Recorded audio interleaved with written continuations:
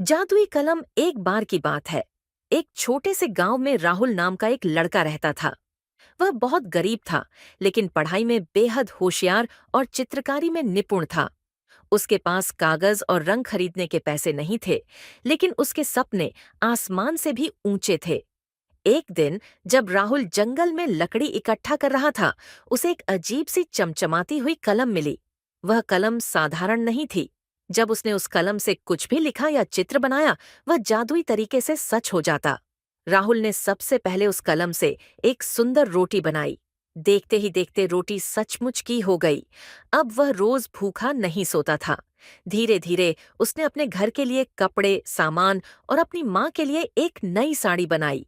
लेकिन इस जादुई कलम की खबर गांव के एक लालची जमींदार तक पहुंच गई।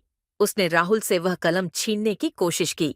जमींदार ने राहुल को धमकाते हुए कहा, यह कलम मुझे दे दो, वरना तुम्हें और तुम्हारी माँ को नुकसान होगा। राहुल ने समझदारी से सोचा और कहा, ठीक है, मैं आपको कलम दूंगा, लेकिन इसे चलाने का तरीका सिर्फ मैं जानता हूँ।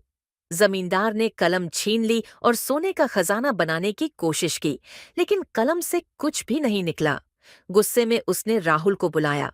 राहुल ने एक तरकीब निकाली।